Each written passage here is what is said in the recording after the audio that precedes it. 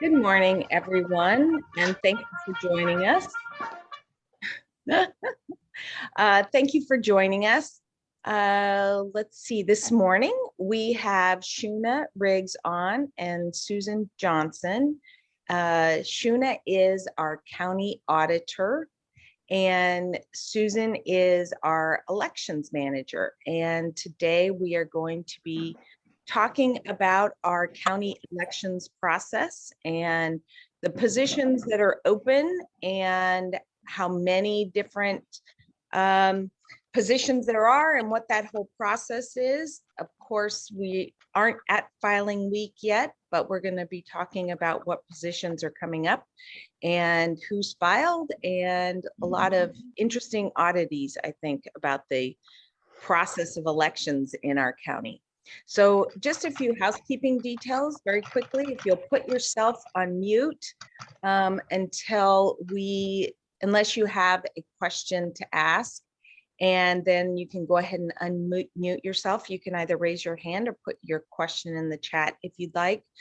But with that, I will go ahead and let Shoona, our elected county auditor, kick it off. So thank you, Shoona and Susan, for joining us, and so many others of you that are representatives from our local governments.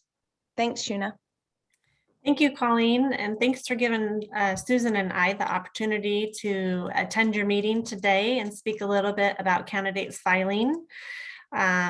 We haven't really done that yet this year, so this is a great opportunity to get everybody excited and get into the know about our candidate filing that's coming up. We have 149 offices open for filing this year. 134 of those are our precinct committee officers. Each of the Democratic and the Republican Party each have a precinct committee officer for each one of our precincts within Clallam County, and our county has 67 precincts, and therefore we have the 134 offices that are open. So that takes up the majority of the 149. But we also have statewide, congressional, legislative, and many county offices and a PUD. So for statewide, we have Patty Murray, U.S. Senator's position is open. And we have a 2-year unexpired term for Secretary of State this year, because we have appointed Secretary of State Steve Hobb in the office right now. And normally that office wouldn't be up for 2 more years. So we're going to have an unexpired term and have a new Secretary of State elected beginning for January. In Congressional District number 6, which encompasses our entire county, we have U.S. Representative Derek Kilmer's position is open. And then we also have State Representative positions 1 and 2 for Legislative District 24, which also encompasses our entire county. And that is for Mike Chapman and Steve Theringer's positions. And then on the local level, we have 9 county offices. So that includes the assessor, the auditor, director of community development, prosecuting attorney, the sheriff, the treasurer, and 1 of our county commissioners, and that is County Commissioner District number 3, which is Bill Peach's position. We also have both of our district courts, District Court 1, which is here in Port Angeles, and District Court 2, which is housed out in Forks, are both up this year also. And then the last local office that we have is PUD, Commissioner District number 1 is also up for election this year. And Susan, I can't remember, is that PUD position a 2-year unexpired, or is it a full term? It's full term. Yeah. I was thinking that it was full term, but we have had some turnovers with some of the local jurisdictions lately. And I just wanted to make sure I didn't state that wrong, but if it's a full term, that's great. Yeah, with Clallam PUD, until Jim Waddell was elected in District 3, they had commissioners that had been serving for as long as 30 some years. And those are 6-year terms. I looked it up before this meeting, and Will Purser was first appointed and served a remaining position, and then he was elected in 2010, 2016, and then so now his position would be open again, and I assume he's going to run again, but I don't know that, in 2022. Yeah. So yeah, but prior to that, boy, those terms were 30 years, 20 some years, and 12 years. They've been in there a long time. Yes. But now there's new commissioners in districts 2 and 3. Yes. With Rick Pascal and Jim Waddell. So I don't know if I mentioned, candidate filing is beginning on May 16th. So it will be that entire week. So it will go until May 20th. There are a few different ways that candidates can file for office. They can file online, in person, and by mail. And online has become the best route for most candidates. That's instead of people coming in to file in person, many times most of our candidates are all doing it online. It's fast, it's easy, it's quick. You don't have to make time to come down to the courthouse to file anymore, fill out paperwork. You just do it right online and you're totally set. You get an automatic email from us. Once we have reviewed it, made sure that everything's been filled in that we need. And then the other benefit of doing it online, if you have another candidate that files for that same position, you automatically get notification for that. In the past, if you do it in person or by mail, you just have to keep going to the website and see if there's anybody else that's filed. So this way, everything's automatic for you. The online filing begins on Monday, May 16th at 9 o'clock and closes on Friday, May 20th at 4 p.m. sharp. And those times are set in law. So across the entire state, that online filing will open and close at those times. And you will have the option to be able to pay right there online with Visa, MasterCard, and I believe American Express is accepted also. And then our website for clallam.net/elections will have all of those links, everything on there. There'll also be links that will tell you who has filed. If you're just going on there just to see who has filed in your county for different positions, you'll be able to access that also. And then in person at the courthouse, we'll be in the elections office. And that will be during our office hours, which are 9:30 to 4:30. So it is a little bit different than the online filing. We won't begin taking filings on that Monday until 9:30 in person. And then you can continue to file until 4:30 on Friday after the 4 o'clock cutoff for the online.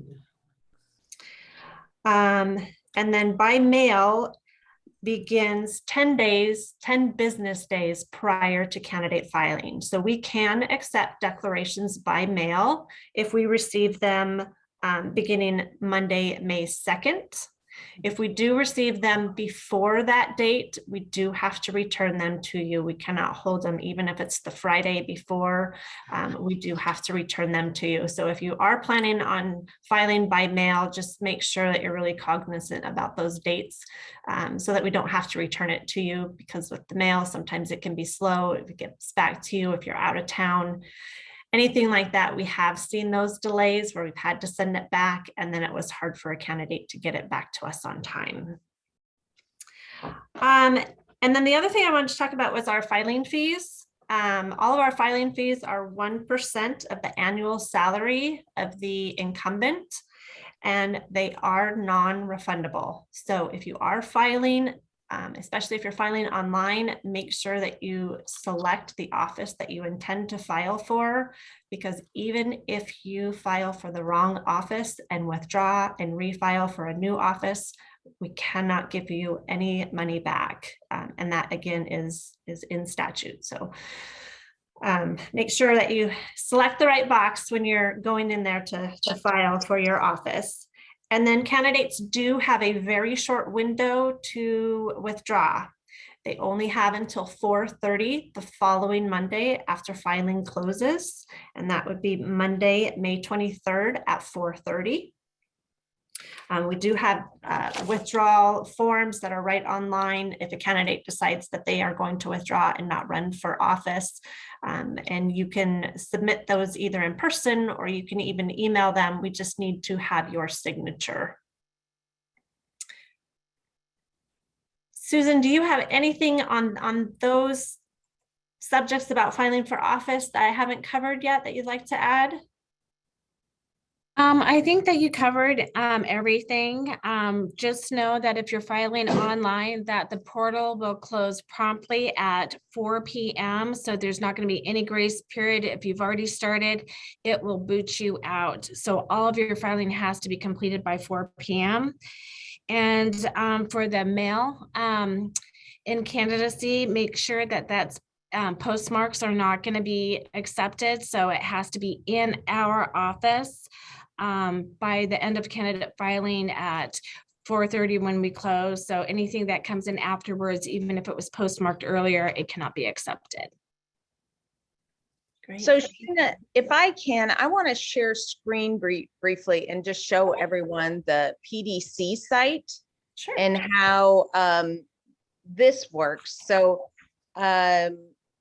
this is the Public Disclosure Commission site for our state, and anybody that's run before is very familiar with it.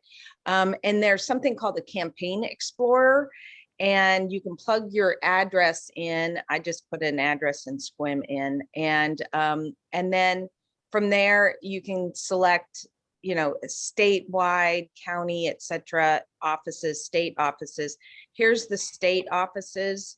And this does not mean that the person has officially filed. And so if you can explain the difference between that, but I'm going to show this very briefly. You can see who's filed for State House of Representatives. We are District 24. And so if you open District 24 up here, you can see the 5 different people that have filed for position 1 and position 2. So, and then there's also the county offices, judicial. So, and then you can go to Clallam County. And so far, there are 4 positions. Shoona had mentioned there's 9 openings at the county level, but 4 different offices have people that have announced their candidacy. And so, you know, this is sheriff. There's 3 individuals that have announced their candidacy there. And then 1 for county prosecutor, which is our current county prosecutor, Mark Nichols, and then county assessor, Pam Rushton. And you can see the reporting they choose, whether they're going plan to raise over 5,000 or less than 5,000. And there's different rules for both of those. And then we've got 2 candidates now for Director of Community Development, and that's Kevin Russell and Jesse Major. So, and one says they're raising more than 5,000, and Jesse Major is showing that he is not raising more. So, then since I've gone through this, I'm just gonna go ahead. Judicial is here with Supreme Court, Appeals Court, Superior Court, and you said we had 2 openings in District Court. Correct. So we would go down to, I guess maybe no one has filed yet for District Court in Clallam County. So there's one right in the middle of your screen. there sure is. Thank you. So Dave Newport, and he's showing not raising more than 5,000. And then you've got municipal court, which so that doesn't apply here. And no one's filed yet for municipal positions. And special, okay, no one's filed yet in Clallam County for any of the special offices. So if with the PUD, where would that fall? Would that fall under municipal or special? You know, I have not seen it like that. I would think that it would be under the special, Okay. and there would be separate jurisdictions. It's changed a little bit since the last time that I kind of searched outside of just the county. That's usually the one that I'm looking at. So I would assume that it's probably the special. Okay. But until we have somebody file, I guess I would be looking at both of them just in case the PUD has chosen to put them somewhere else there. Sure. So anyway, explain the difference between filing and PDC. Okay, so filing week for us is where a candidate actually submits a declaration of candidacy. They have told the auditor's office, I want to be on the ballot for this office and I'm going to run. They've paid their fees to us to be able to run for office. And with the PDC, once a candidate has publicly announced that they're going to run, whether it be in an open public meeting like this, or in the newspaper, or start campaigning, they have 2 weeks to file documents with the PDC. And that can be something that they started way back in January. But our filing week, they can't do any declaration with us until May 16th through the 20th, or if they do it by mail and they do it, a few days ahead of that time. But if they decide in January, I'm going to run for office, they go to the newspaper and announce that, they have 2 weeks to begin filing documents with the PDC, but they won't do anything with us. And just so everyone understands what that means is because they haven't filed a declaration of candidacy, they may decide in the month of April, I have too much on my plate right now. I have family things. My life situation has changed. I'm not running for office. They've never declared. They won't be on the ballot. They don't have to withdraw. They just have to work with PDC to figure out what documents PDC is going to require for them to not continue to file for that. So they haven't technically filed on our end. So in order to become on the ballot, you got to do the declaration for our office, but you also have to be fiscally responsible with PDC and report your candidate registration and your financial affairs with them too. So I see Debbie has a question in the chat. Debbie, do you want to ask that? I thought I read somewhere a while back that there was a provision for a candidate to get signatures of registered voters equivalent to the filing fee in order to qualify, so that people aren't prohibited from, filing because they don't have the cash on hand, which, the 1% of the annual salary.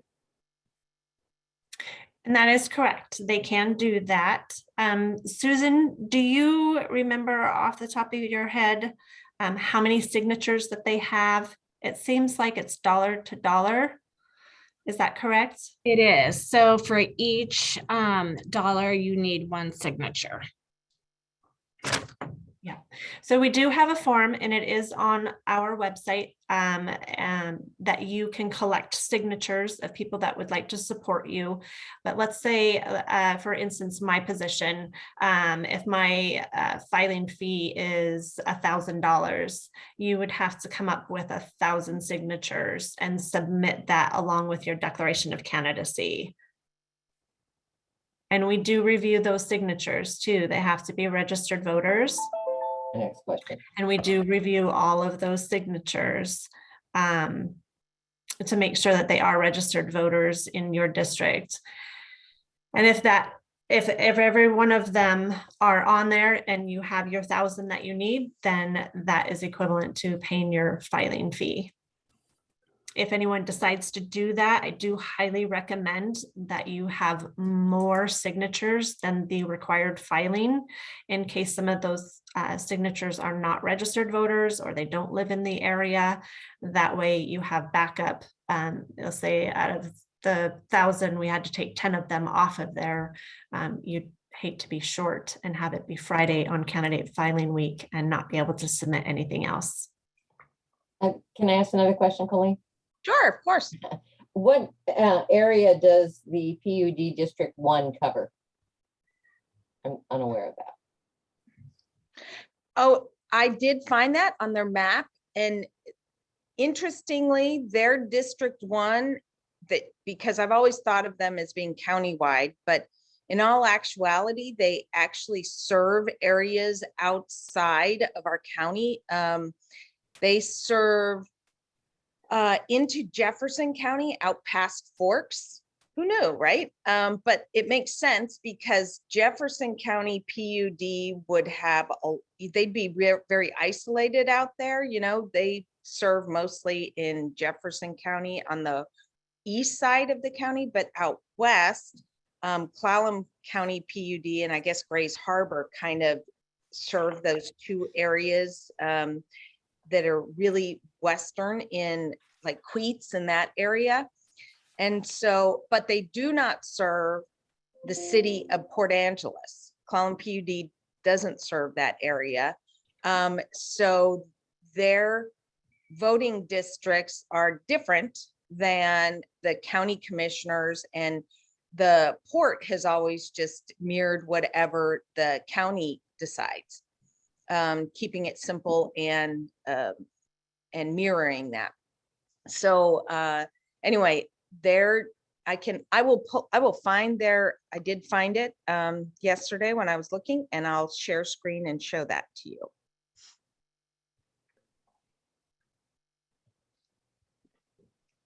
So anyway, go right ahead while I'm doing that, Shoona, if you would. Okay.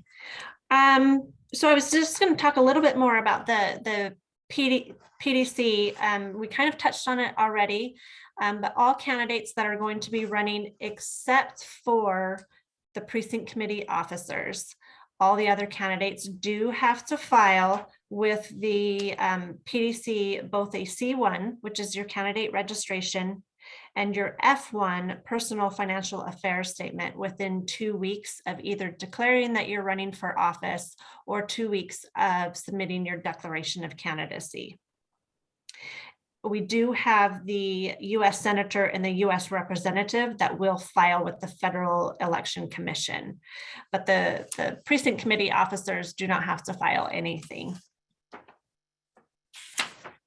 Shoona, did you find out how many different elected districts we have in our county? Like I was saying earlier, I was thinking that it was 24. Susan, did you find anything on that?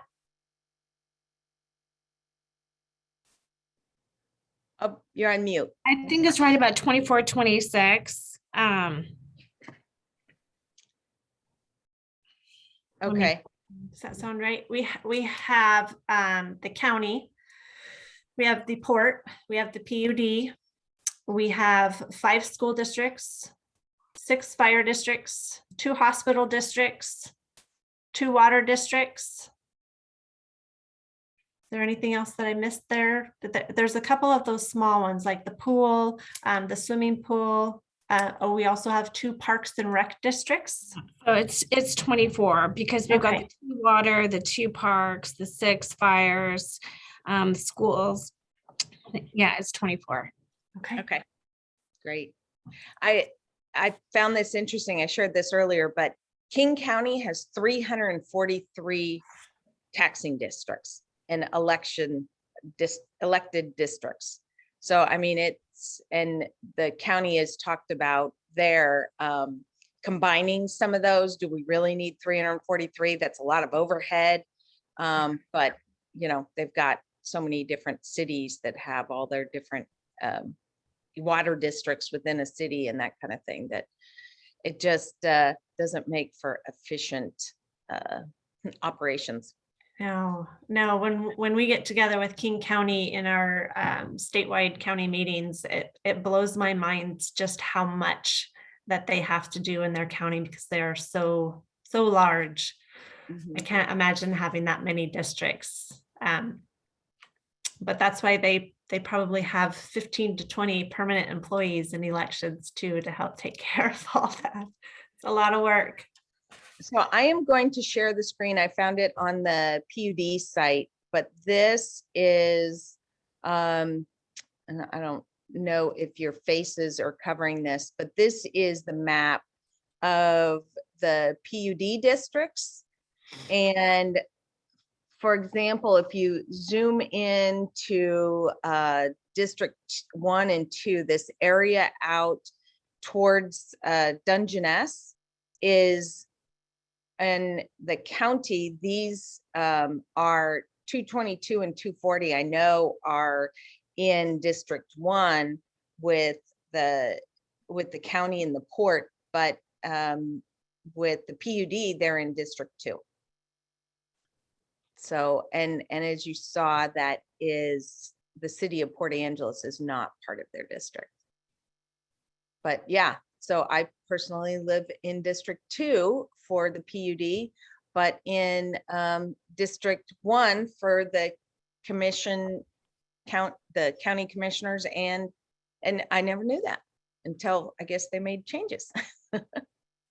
Yes, and the port lines will always follow the county lines.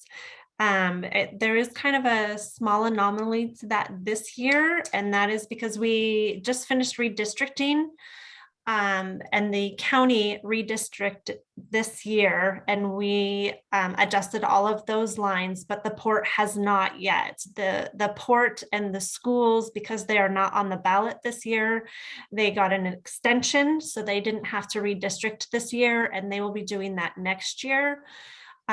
So the county lines and the port lines, this 1 year only, do not necessarily match. But it's not going to matter voting wise because the port doesn't have any candidates on the ballots. Next year, when they finish their redistricting, it will follow county commissioner lines, and we will be matched up again. Okay, I know we voted to approve the lines that the county approved, Okay. but maybe we just didn't pass that over to the County. county And yet. we have letters that are going to be going out to the jurisdictions. The port, the 3 school districts, and I believe the Port Angeles Hospital will all have to do that next year. And we'll be sending out letters just to remind you guys that we need your resolutions and your new maps and whatnot, so that we can add it to ours. And then we will go to the Board of Commissioners and update that for next year, so that all of your precincts and lines and everything are ready to go when your offices are all on the ballot. Gotcha. So I see Darlene has her hand raised. Darlene, do you want to ask your question? Thank you. What is the road that divides District 1 from District 2? For the county? Yes, for the upcoming vote. Yeah, is it the same for PUD and the county? So no, it's not the same for the PUD and the county for District 1 and 2. That's separate. But Shoona, go ahead. I was just going to say, I don't have the map in front of me right now, so I can't tell you the exact road that divides District 1 and District 2. But Darlene, we can certainly get that information and send it to you. Okay. So that you know what that dividing line is. I know on our website, we have the new maps up for the county. And I believe the PUD map is up there also. Susan can confirm that for me. But Darlene, we can certainly email that to you if you want to put your email in the chat. We can grab that and send that information to you. Thank you. I do have it here, and I'm You have it. Yeah. Uh-huh. I was trying to see if it showed though the road that divides it. So I'm speaking. It used to be Kitchen Dick, and now I think it's more eastern, but I don't know the road, if it comes to Carlsborg, or what the dividing line is. Mhm. Well, I'll try to get that and Okay. and pull and share it when I have it.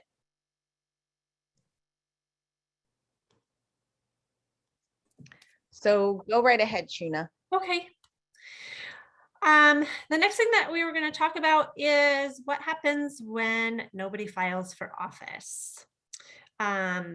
So this does happen, not very often. Usually it's with some of the smaller school districts, so the smaller fire districts. We will not have somebody that files for office. And what we do is we hold a 3-day special filing period shortly after candidate filing closes, and open that up for an opportunity for anybody that wants to come forward and run for those races. We'll usually do a press release. We'll put it on our website to notify everyone that we're holding a 3-day special filing period and what those times and dates are, to give anybody an opportunity to come forth and run for those office. If we don't have anybody file for those, the current incumbent that is in office continues to hold that office unless they resign until the next time that office can be placed on the ballot. So for example, again, I'll use my position. If nobody filed for auditor, we would hold a 3-day filing. If nobody filed during that 3 days, then I would either keep that position or if I decided to resign, then the Board of County Commissioners would appoint somebody and that office would get put back on the ballot in 2024 because the auditor's position only runs during even years. So it wouldn't be put on the ballot next year. It would be put on the ballot the following year. And it would be for a 2-year unexpired term because the full term is typically 4 years.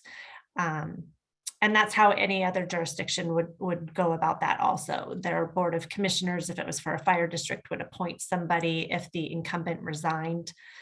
Otherwise, the incumbent would just hold that office for another 2 years until it was placed on the ballot. Gotcha. I did find the map. So, and it's not a road. And you're right, it did move eastward, Darlene. But so the pink outline or magenta outline is Commissioner District 1. So that's the Dungeness River south of Highway 101. And then it cuts across over to McDonald Creek. So they're using boundaries generally as natural waterways, except for the dividing, you know, as it traverses over from Dungeness River to McDonald Creek. So that's the dividing line there. And then the dividing line in from 2 to 3 is along here. I'm sorry, I don't have better. Maybe that's a road. I said for it to show roads, but I'm not seeing any roads. So, okay. Not that that was much help, but you can go to the county's website and then with the layers, click on jurisdictions and you can click on roads and, you know, really explore what that looks like if you're interested. Oh, and I see Betsy Robbins wrote precincts, Lost Mountain and Riverside moved from District 1 to District 2. Yeah. Thanks, Betsy. And Darlene, does that answer your question enough, or would you like us to still research that a little bit further for you and send you some more information? Oh, thank you. So that clarify again. So this is for county commissioner and it's also for PUD, those new lines? No, it's not for PUD. PUD Okay. was that different map where like the Dungeness area is now in District 2, where previously it had been in District 1. So it's a different map entirely. Okay, thank you. Yes, I'll put my email in the chat there. Okay, great. And we can send you the maps that we have that kind of give you color coded for the different precincts, and hopefully they'll have a little bit better roads. But each one of the resolutions from those districts also specified kind of those dividing lines, and we can send that to you also.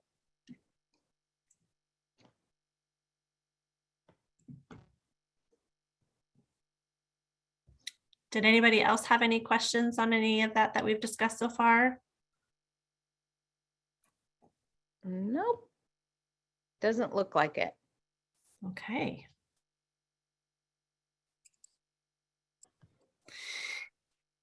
One of the other questions that you had in your newsletter was what offices vote countywide, and what offices vote just in their district, and why are they different?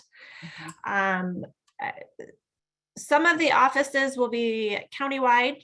Again, I'll use my position. The county auditor will be countywide. If there's 3 of us, because it's nonpartisan, it has to have 3 to be in the primary. If there's 3 of us that file, then it will be on the primary and it will be countywide.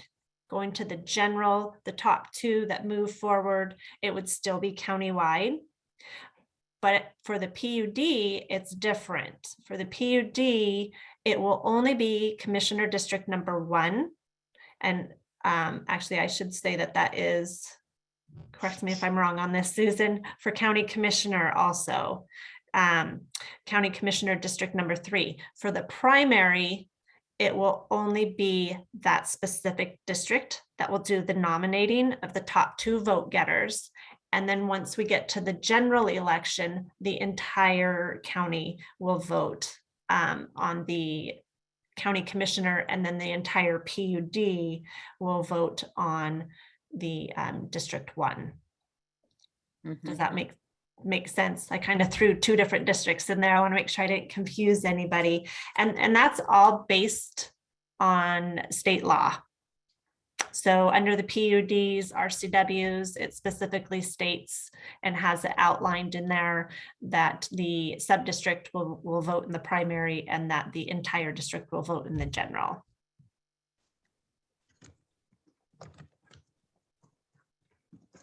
Any questions on that? Looks like we're good. Did you have anything that you want to add to that, Susan?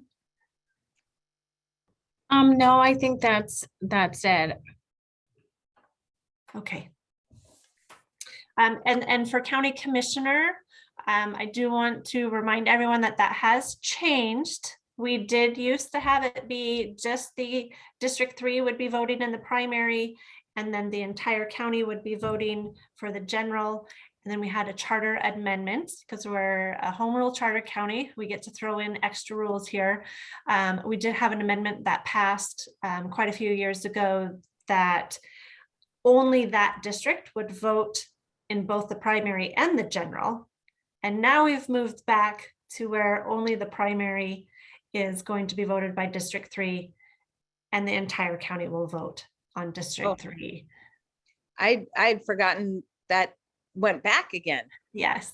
So they're the same as the port and the PUD then. Correct. Okay. Correct. Yeah. Yeah. And so Jim had a question. Jim Stauffer. Yes, thank you. I know there was some, with the census, there was some potential redistricting of the various school districts. And I was wondering if there's a map out of that yet. No, the school district elections will be next year type thing. And Squims is a little different than Port Angeles, where they have basically all at large, I think, but for Squim, we're specific to you live in this district and that's where you file for, but then you're voted across the whole area. So just wondering if I can't remember where that process was at right now. And so if you have any insight or what that looks like. Because I'm in 3, and then there's 2 and 1, and then we have 2 at-large positions, and so. Correct. So this year, we did not receive any new resolutions or maps for Sequim School District, Cape Flattery District, and Quileute Valley School District. Those are the 3 districts that have sub-director districts for their school board members. Port Angeles, we have Port Angeles, Crescent. Quileute, Sequim. I think that was it. I think we just had Flattery. 5 school districts, right? Yep. Flattery. Yeah, Coya So Port Valley, Angeles and Crescent, we just have director positions. So you can be anywhere in the city or in the Port Angeles School District and run for position 1, 2, 3, etc. But in Sequim, you actually have to live in director district number 1, 2, and 3 in order to file for that office. 4 and 5 are at large positions. So even though it's a director district, you can live anywhere in the Sequim School District and run for that. As far as voting goes, you can live anywhere in the Sequim School District. It doesn't matter if you're in that director district or not, you will vote for everything. So see, there's another twist. That's a little bit different than how the PUD or the county runs their sub-districts. But we have not received any maps for the schools yet this year. They're not on the ballot. And again, just like the port and the hospital, the schools will be getting notifications from our office here in the next couple of months, just to remind them that they need to submit their resolutions and their new maps to us. And then we will readjust everything on our end at the beginning of next year to get ready for candidate filing for your positions. that's what I thought where we were at in the process, and so I'll just need to go back and ask some questions at that other level, and Yeah. so thanks for the refresher. You bet. Any other questions on that? No, Okay. All right. And then we've already kind of talked about your other question about the districts for the county, port, and the PUD all being the same or not being the same. The main reason that they're not is because the city of Port Angeles is not included in the PUD. Otherwise, everything else is the same for the voters. you know, all the different schedules for elections are kind of, well, certainly hard to remember and track. And I'm wondering, and I recall hearing that at the state level, there was a push to try to put all of the elections into a more predictable schedule. So as an example, right now, Port Commission elections are in odd years, and they were talking about moving those to even years so that basically you didn't have any elections in even years, I think it was. And what kind of feedback have you gotten on that? Because you guys have some elections every year, right? Yes. And so that would reduce the costs associated with mailing, certainly.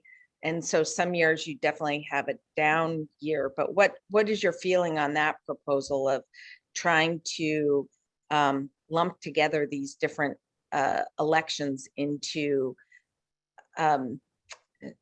together so that it's more efficient as far as ballot mailing, certainly? Right. Each year, there are so many bills that are brought forth trying to change election laws or election dates. This one that you were just talking about, kind of uniforming all of us to be having all of the positions in 1 year. That's a big one. And when I say big one, it's going to be a big move to be able to change all of that. You have I like to say a lot of cooks in the kitchen, because you have all of your different districts that have their way and their reasoning on why they like to hold their elections at certain times.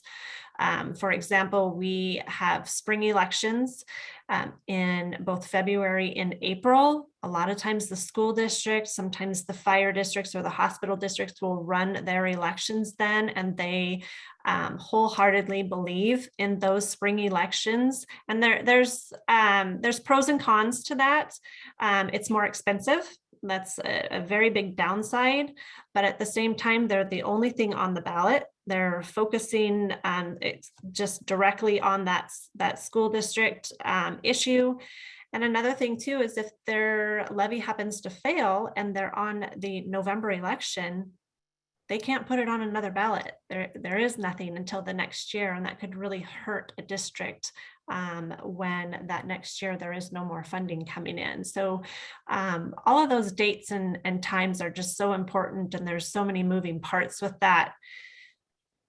I personally don't believe that we're going to see a lot of those things change. We may combine a few, but as far as having just even year elections and no odd years, I don't see that that's really going to change. They may change candidate filing, move it back forward a little bit administratively. It would be wonderful if we could have it in April and either move April to March for that election. Just to give us more time to prep and get ready for those elections. There's just so much work to do there. We also have in the presidential year, we have our presidential primary.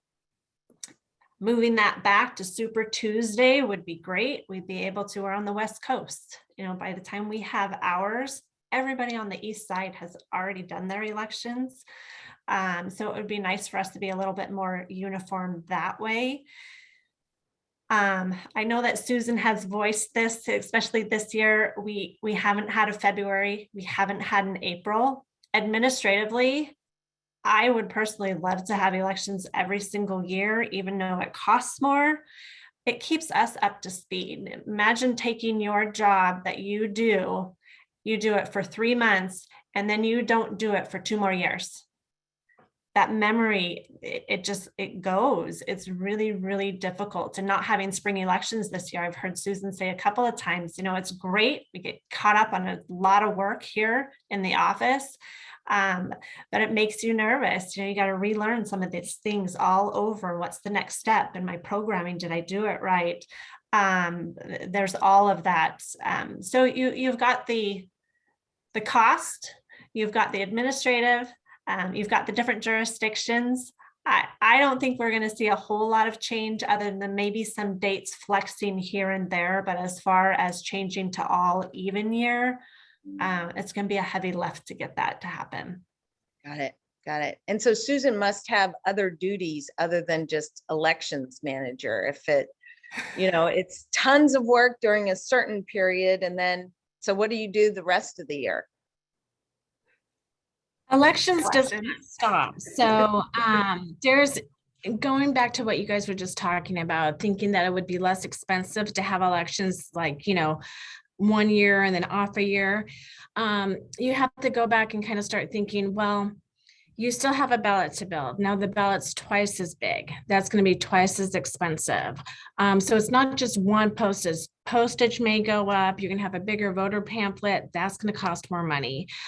So it's not, I don't think it's always going to be less expensive to do that proposal. I think you're going to still find that it's going to cost quite a bit. And then talking about what you just said, what else do we do? There's always stuff to do. There's always the office incumbent. People are always resigning, or there's, you know, some vacancy going on. There's all that is constant and it never stops.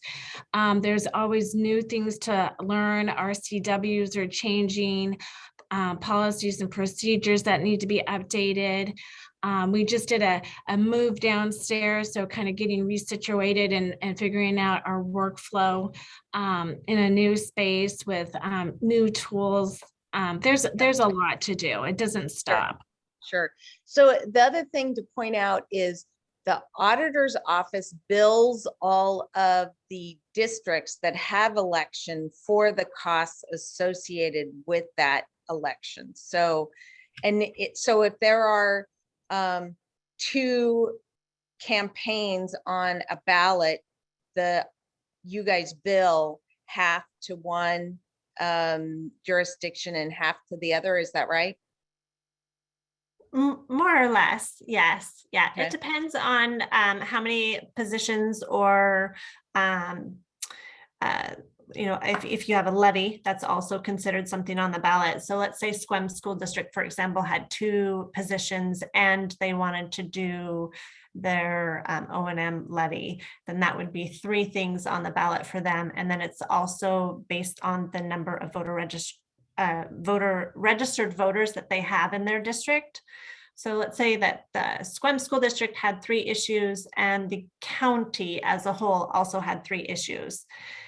It's not going to be 50-50 because the county has 67,000 registered voters. Sequim School District has 15,000. So their percentage is going to be quite a bit less overall because they have less registered voters. Got it. All right. Thank you. All right. So did we cover, I see Jim Stauffer has a question. Yes, thank you. It's popped in my mind as we were talking about voter pamphlets. So there was a piece of legislation this past session, and it dealt with the pro and con statements in the voter pamphlet. And I sit on WASDA's legislative committee, so there's a lot of testimony occurring. And so we discovered when we were prepping for that testimony that there was this one gentleman who he provided 32 of the con statements on levies, school district levies across the state. And he actually only lived in one of those areas. And so part of the legislation was to define it that in order to be the ones writing the pro and con, you need to live in the actual jurisdiction, now that the legislation went along pretty far, but then it didn't make it out. It probably will be revisited the next session, but it was really I'll call it a learning educational journey, and finding that this one person had written 32 con statements against levies that were being run by, and it was for the February special election for school districts, and they were on their EP&O levies and some capital projects levies. And so a challenge with that. So more of a statement than a question, but that's it. Yes, and Jim, we have had people reach out to us that wanted to write statements for some of the levies for the school districts or a fire district, or they've just said anybody that's having any kind of levy in general. The way that it works here in our county, well, it works across the state this way, is that the jurisdiction has the first option to appoint committees. If by the deadline they have not appointed, then the duty falls on the auditor to appoint someone.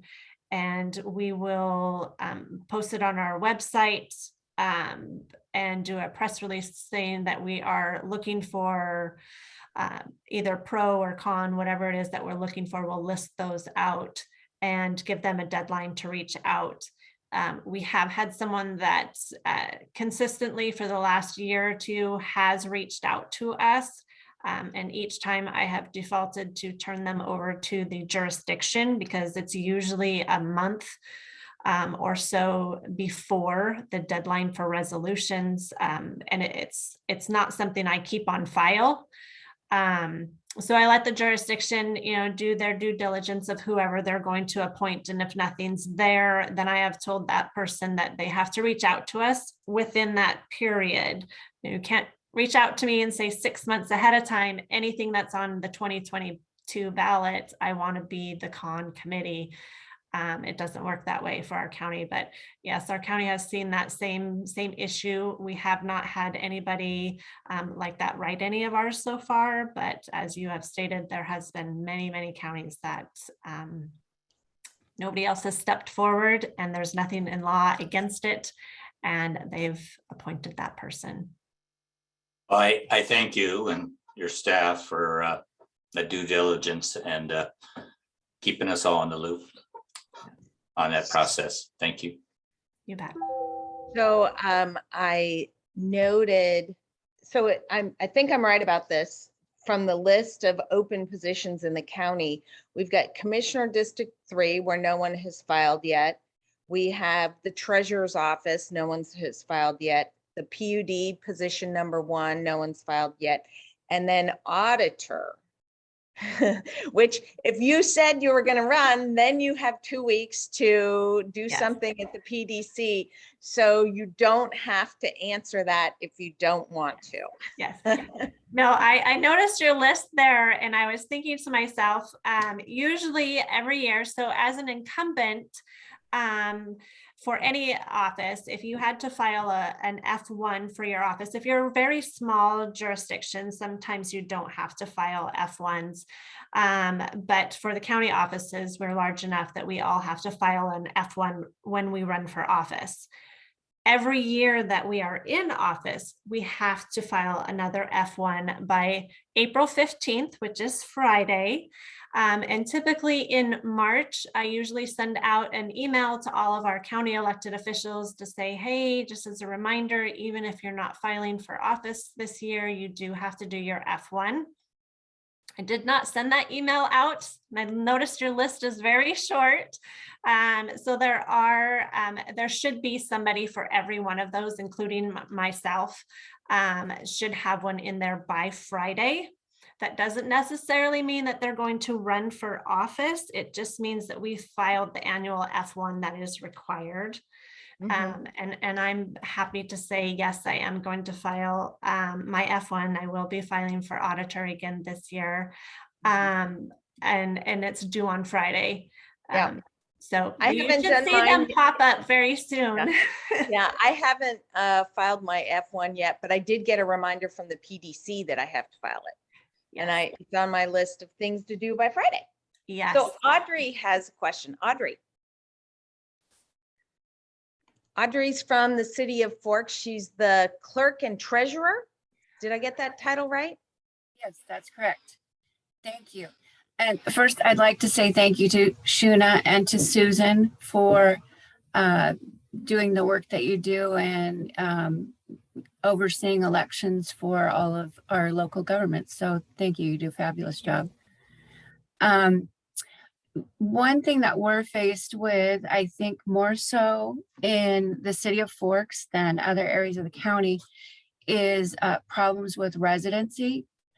And that could be because of the huge percentage of post office boxes that are used here. But so if somebody's in the city limits, obviously they can vote on city issues. If they move, 2 blocks away outside of the city limits, they're no longer able to vote for those city positions. So is there in this so-called downtime that Colleen is imagining, I get it, it goes year round, is what work is being done to confirm residency? And is that like a scheduled review of different areas? So actually, based on conversation that we've had with you and a few in the city of Sequim, but mostly in the city of Forks, we found it to be a bit of an issue quite a few years ago. We still had our other voter registrar. So I want to say maybe in 2018. We had this discussion, and based on that discussion, we decided to send out a letter to every single registered voter that had a PO box and ask them if they would confirm their residence address at that time, because we were finding the same thing, that there was a lot of voters that had moved, but their PO box didn't change. They never gave us an update, and so we didn't have their new address, and maybe they didn't live in the city of Forks, or maybe they moved from Sequim to Port Angeles, but they kept their PO box for Port Angeles and now they live in Sequim. So based on that conversation, we did end up sending out those letters, and we also sent them out to UOCAVA voters. And UOCAVA voters are our overseas and military voters.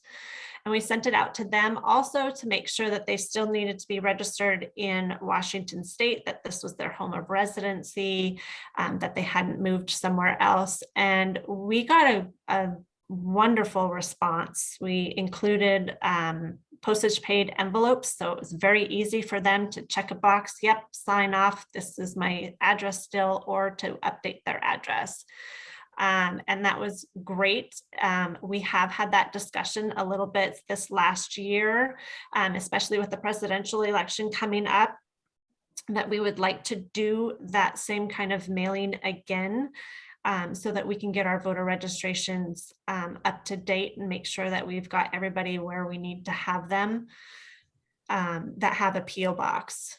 Because unless we get notification from the voter, we don't necessarily see that, or if the PO box has been canceled and they now use a street address, the post office will update us on that when we mail out our ballots. But if I've moved from Port Angeles to Sequim and I use a PO box, we're not necessarily going to get that update. If they renew their driver's license, Susan, we will get an update on that. So there are a few other ways that we can get that update, but it's not something that's just automatic. I know we had talked about the issue and, but I don't think I had heard what work had actually gone out, you know, what had been done for that. So thank you. You bet. Great. That's interesting. I had not known that that could be an issue. So, well, we are after 9 a.m. So I'm going to go ahead and